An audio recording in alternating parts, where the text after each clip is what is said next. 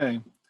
Hello, everybody. My name is Ben Musci, and I graduated from the Krell program last year. So this is my talk, and this will be on the last 4+ years of research work.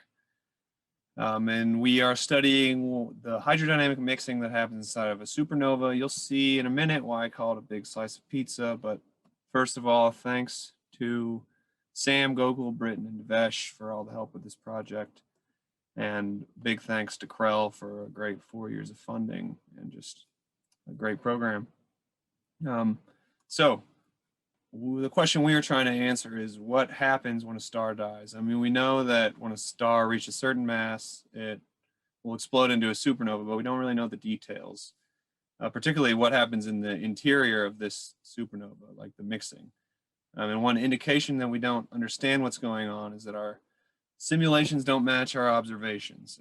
In particular, we see the occurrence of heavy elements from the center of the star on the outskirts of the supernova at times much earlier than predicted by these simulations. So we're hypothesizing that this is occurring because we're not fully accounting for the mixing that's going on in the interior of the star. And somehow this instability or mixing is driving this ejecta to farther reaches. So we want to somehow probe this instability a little bit.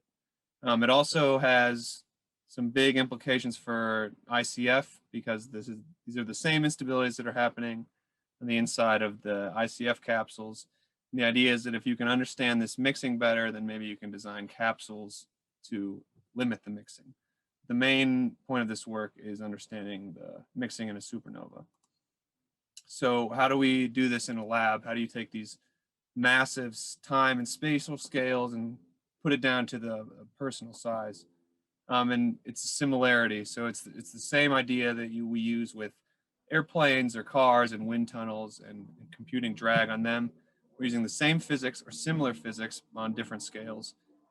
And so what we've done is we've taken a ball, which was the supernova, and taken a slice of that to get a circular disk, and then take a slice of that to get this pizza-shaped facility that we're saying is a sector of a supernova. And then we're going to use high explosives to actually simulate the detonation of the supernova. We're going to use gases to simulate the different layers or different elements in the supernova. And then we use lasers and cameras to visualize what's going on. But the physics, what's actually driving this mixing is what's called the blast-driven instability. And this is when a blast wave interacts with two fluids of different density that are separated by an interface. So the blast wave propagates out, it impacts these two fluids, and they begin to mix. And of course, this is happening a multitude of times in a supernova because of its onion-like structure where you have heavy core elements in the center and lighter elements on the outside. And we can't simulate what's happening, on all these layers. So we're taking this and saying, let's look at what's happening in one layer in particular, say the hydrogen and helium layer. And we're going to hit this one layer with a blast wave and see, if we can figure out something about this one layer, maybe it can tell us generally something about supernova. So a little bit more about this actual instability that's occurring in between the two layers. It's called the blast-driven instability, but it's actually a combination of two more traditional instabilities called the Rayleigh-Taylor and the Richtmeier-Meshkov instability. And what they do is they take these little perturbations that are on an interface initially, and they grow due to a misalignment of the pressure gradient and the density gradient on this interface. They both grow due to this term in the vorticity equation called the Baer-Klink torque. You're familiar with Rayleigh-Taylor instability because it's what happens when you pour creamer in your coffee. It's just like a gravity or buoyancy-driven instability. And that's on the left here. Richtmeier-Meshkov is more like the impulsive limit of that, where it's two fluids that are shocked or accelerated, impulsively, essentially. So they mix due to a shock wave. And the blast-driven instability is a combination of these two. So, and that's because it's a blast wave that's hitting an interface. And a blast wave is just sudden deposition of energy in a small space in like an infinitesimal amount of time. But this causes a shock front to propagate out, followed immediately by a rarefaction wave. And this shock front coupled with a rarefaction wave is what causes these two instabilities to happen. Because it's a shock front, it hits the interface and kind of pushes the interface. But then because there's a rarefaction immediately behind it, there's like a pull or a suction after that shock front. So push-pull. You get the push is the RM portion and the pull is the RT portion. So this push-pull combines these two instabilities and causes the blast-driven instability. This all happens because of just the physics of a blast wave. So how do we study this instability? Well, we've taken a two-pronged approach. You have experiments where we've built this pizza facility. We use high-speed diagnostics to probe this physics, and then extract mixing data and velocity data from the images. What we've also done is we've created a digital twin simulation where we've mimicked our experimental facility with a simulation platform. We can implement different models on this platform, and then we can validate those models through a multi-stage validation approach, which I'll show later. First, the experimental facility, or this pizza. You see here is this big triangle. There's two steel plates in the center. There's a little bit of space where the physics goes on. And we put a detonator, a commercial detonator that we buy online, in the bottom of this tip here, and you ignite that, and that creates the blast wave. As the blast wave propagates up the chamber, it passes these pressure probes, which tell us a little bit about the blast wave physics, like the strength, the speed of the blast wave, and help us characterize our driving acceleration. The interface, the blast wave propagates up and hits the gases. So we use two gases, like I said, and in this case, we have a heavy gas, which appears white in the images, comes in from the bottom and meets and goes to the middle. And then we have a light gas, which is black in the images, and it comes in from the top, meets in the middle. Both these gases are pulled out by a fan, and the fan creates these small perturbations on the interface that you see here. And so once we have an interface that we like, we initiate the blast wave at the bottom of the facility. The blast wave propagates up, it hits this perturbed interface, and it causes it to mix. You can actually see the blast wave, this light region, the circular region, about to hit this interface. And so to probe the behavior of this instability, we want to vary two governing parameters. And the two key parameters that we think govern this instability are the density difference, or the Atwood number, which is just essentially a ratio of densities of two gases, and then the Mach number, which is the proxy for like the strength of the blast, or how fast the blast wave is moving. And so on this x-axis here, we have Atwood number from 0 to 1, Mach number from about 1 to 2 to 2.75. And so because they're commercial detonators, we can only get discretized Mach numbers. It's just what's available, but we have 5 options in terms of blast strength. And then the same thing goes with what gases we can pair together that are safe and readily and cheap to use for an experiment. But between these options, we have a wide range in parameter space. And our idea is that with such a big parameter space, we can get a qualitative understanding of how this instability behaves. So I'll show you a couple of these parameter sweeps. First, we're going to keep Mach number constant, so the same detonator is used in all these runs, but we're going to vary Atwood number. In the far left here, you have a small Atwood number, so that means the density of the two gases is pretty close, so you don't expect a lot of mixing. In the far right, you have a high Atwood number, which means a large density difference between the two gases, so you expect a lot more mixing. And so you'll see here, flagging, that on these two left images, there is mixing, but not a whole lot.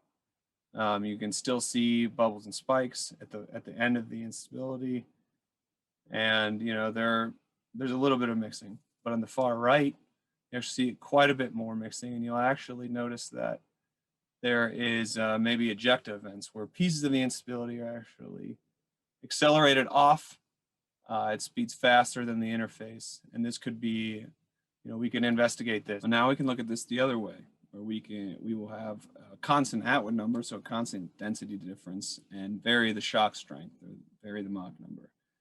And so once again, on the far left, we have a low Mach number, so a weaker shock. On the far right, we have a high Mach number, so a higher shock. But notice that the Atwood number is still very high. So you could actually see a lot of mixing for a weak shock. And you'll see that happen. In the far left, even though the interface hardly moves at all, the shock still manages to create these long bubbles and spike pairs and create a good amount of mixing. But there's still a shape of an interface essentially to these left runs. But in the far right, the mixing is so great that you have these ejecta events, and B, by the end of the evolution of this instability, there's no really semblance of an interface anymore. It's completely turbulent regime. There's a massive bubble in the middle of this one. So there's a wide range of behavior in this parameter space that we're hoping to quantify. And then from these images, we can we'll extract data like mixing width or the extent of the highest light gas point, the lowest dark gas point. And you can use that to compare to things like theory models, or in our case, experiments.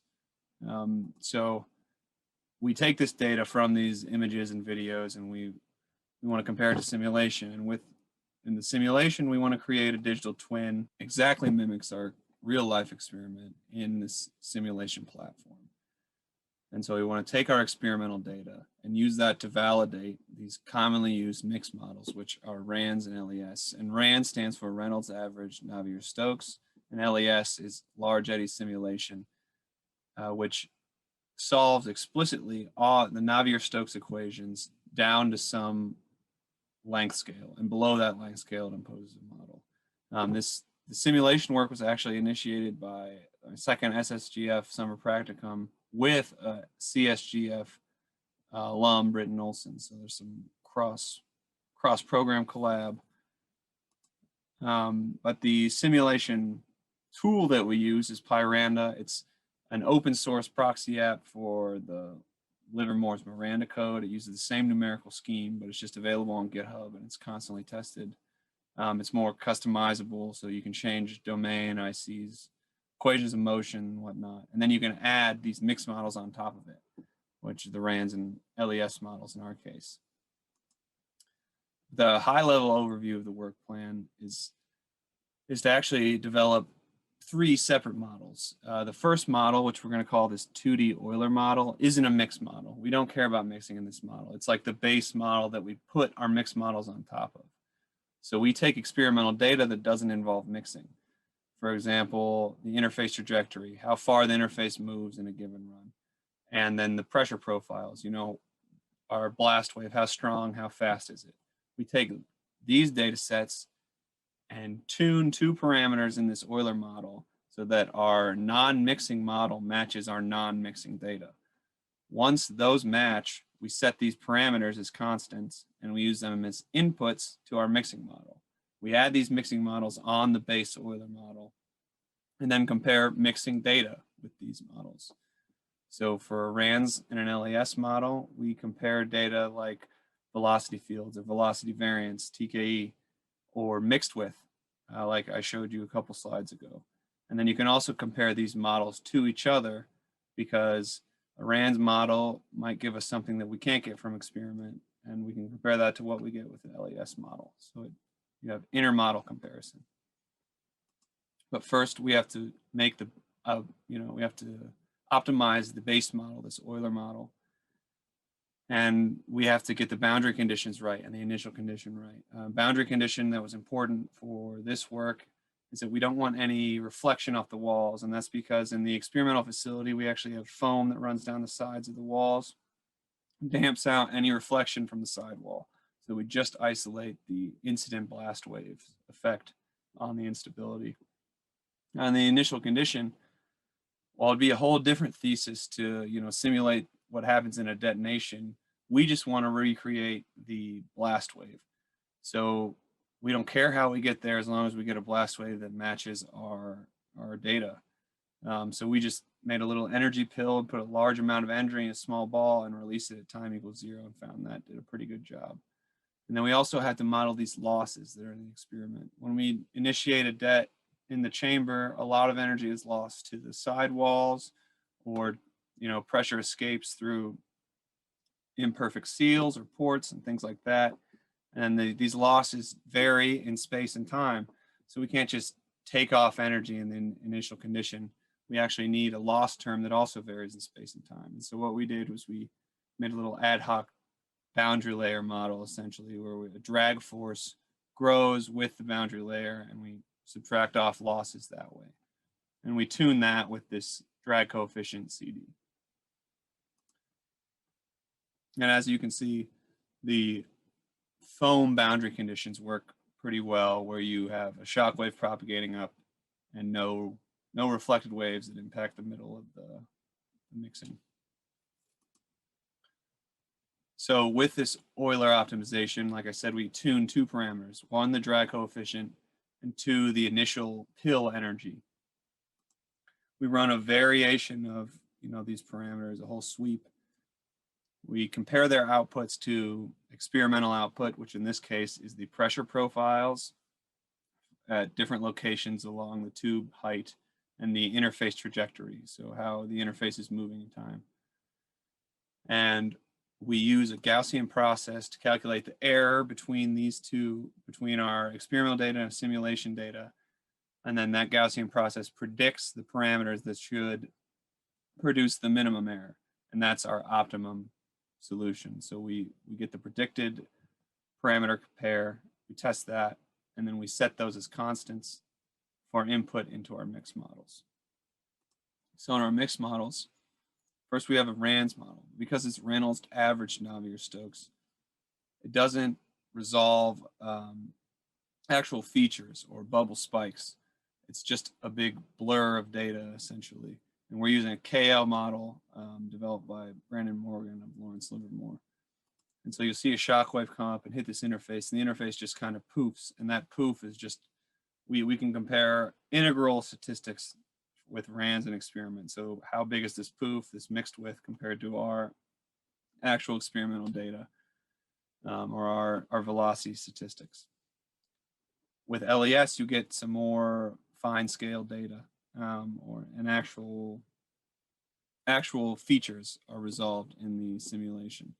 And what we did for our LES is that we're using a hybrid 2D, 3D approach where it's a 2D model outside of the mixing layer, but in the region of the mixing layer, we did a 3D LES model there so we could get more data and resolve the 3D scales that are probably happening in the experiment.